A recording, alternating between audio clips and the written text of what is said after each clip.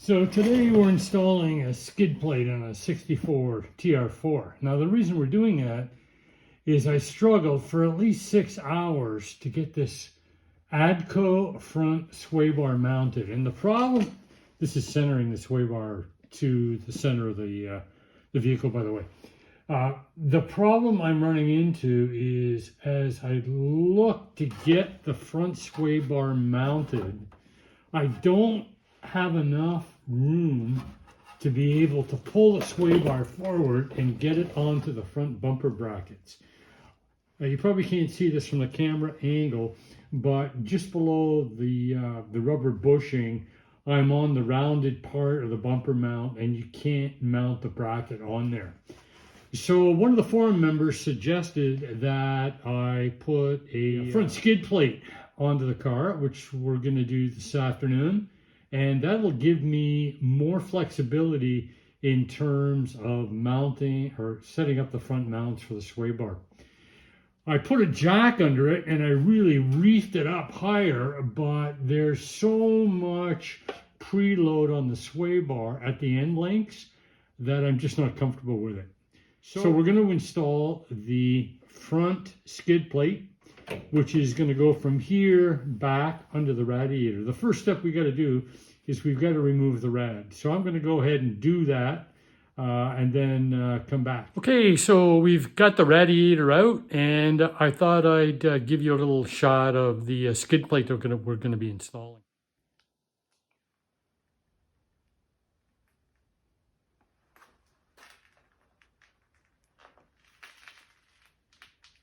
Here's a skid plate, nice looking piece of gear. I did notice one thing though. Obviously the sway bar is an ADDCO sway bar, and naturally the mounting holes on the Moss skid plate really don't line up, so I'm gonna have to re-drill, and that's no big deal.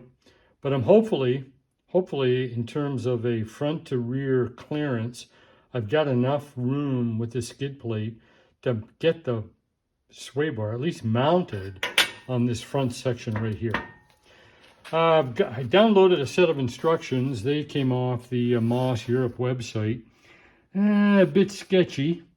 Self-admittedly, they mentioned that, you know, you're dealing with a 50-year-old frame, and the skid plate was not an original piece of factory equipment, so there are no mounting holes. We've got to kind of fidget with it and try to get it centered properly. So we'll do that. There's also a couple of other pieces which I'm going to have to figure out. Not sure how they go on, but there's these little brackets here. So we'll unclip those from the tie wrap and see if we can get the thing relatively situated under the car. Okay, so next step is we've got to get the original Triumph radiator shield off. We got the radiator out, now we got to get the lower shield off of here. I am wondering though about those brackets that go with the skid plate.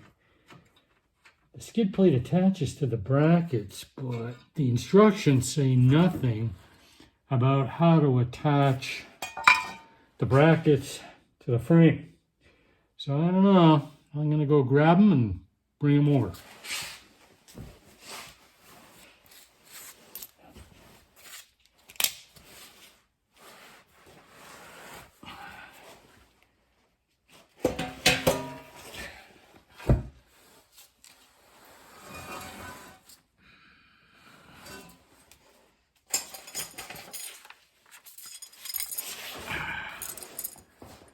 All right.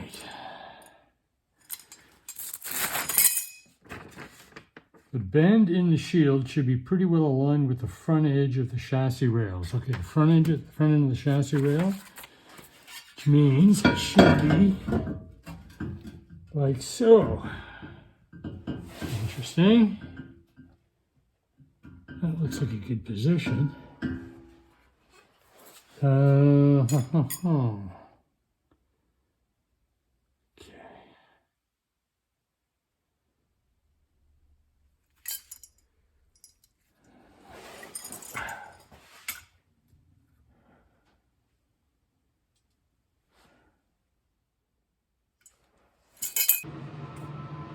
So the only place that this bracket can go is at the back of the cross member.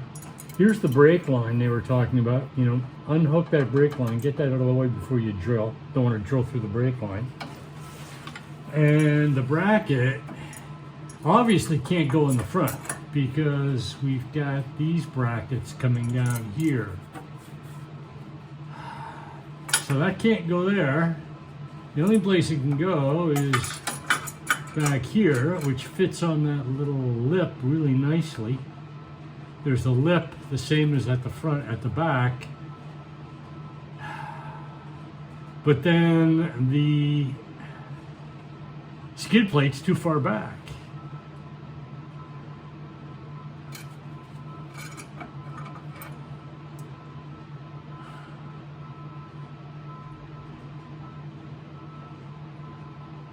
If I drill through the cross member here, center, and on this side, and not use this bracket and bolt up through it, it's going to be pretty interesting trying to hold the nut on the other side, get the nuts on, or if I bolt through from the top, to be able to hold the head of the bolts while I tighten the nuts on the bottom.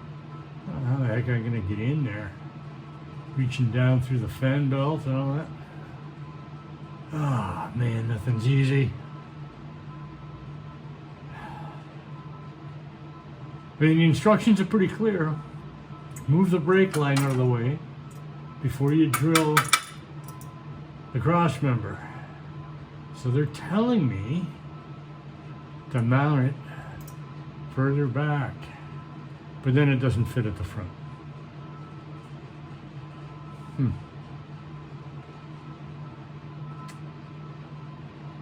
And through my head, I start to wonder, did they send me a TR4 skid plate? Man.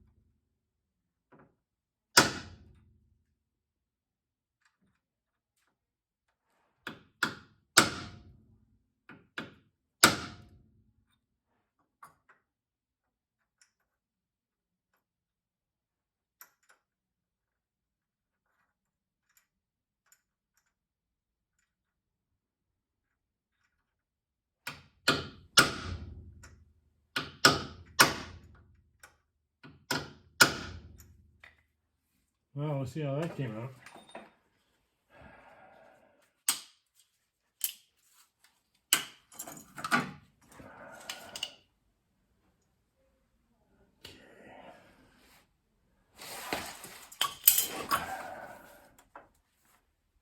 Okay, not too bad. I got two of them. I think I'll drill the center one. I'll mount the plate. And then I will mount the skid plate to the center.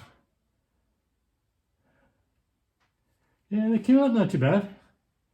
I think I can work with that.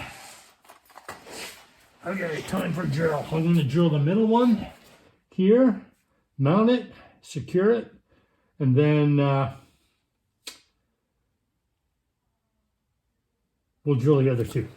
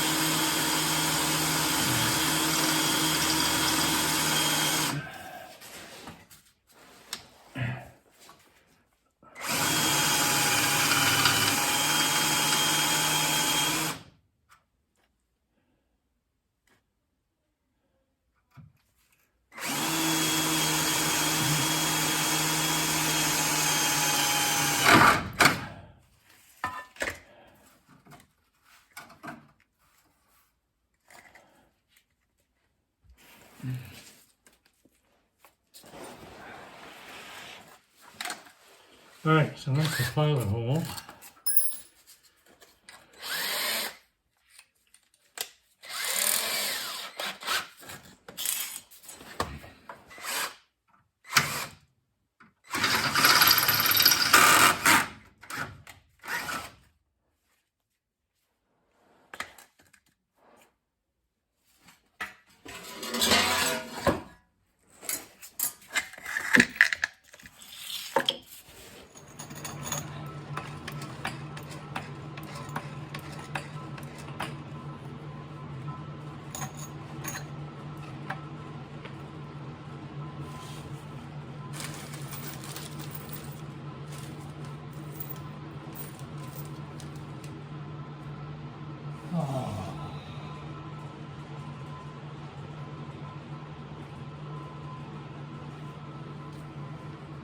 Okay, so I've re-drilled the back mounting holes on the skid plate so that the back of the skid plate lines up with the rear lip of the cross member. I've since bolted in the center mounting bolt of the back plate up through the lip and into the bracket. It's being held up at the front by the jack. It's in place. I've lined everything up, centered it, and now I'm drilling pilot holes for the 3 side brackets. And those side brackets will go above the lip of the subframe on each side.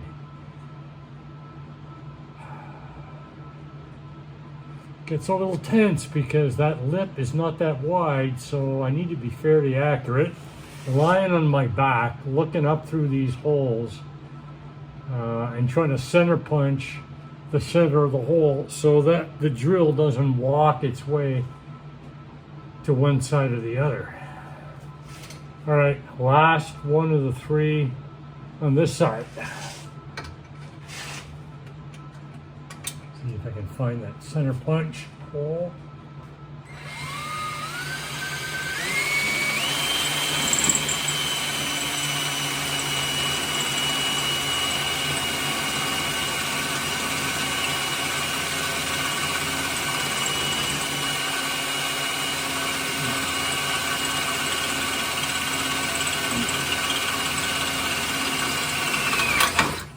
All right.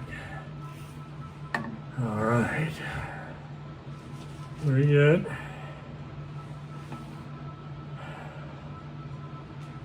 So far we've had to modify the skid plate by adding these screw holes at the back of the skid plate. The original factory holes were here, but it was requiring me to mount the skid plate too far back onto the chassis. So we had to drill new holes. Started to mount it and then found that we now have another modification we need to make because we're getting interference or binding between this plate, reinforcement plate here, and the bottom of the subframe. You can see actually a friction point here where it's been rubbing.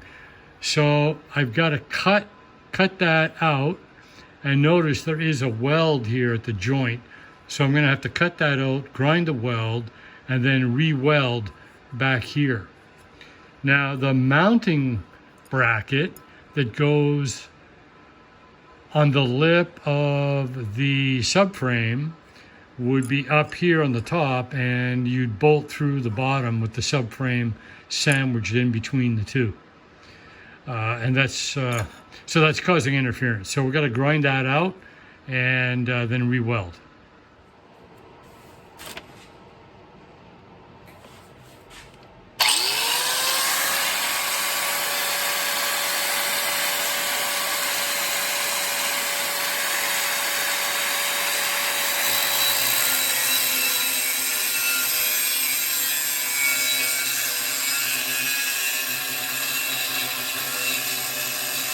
So the two front to back reinforcement pieces, whatever you'd call them, I don't know, have been trimmed off at the back end. So now the skid plate should fit up nice and snug against the cross member and the left and right subframe.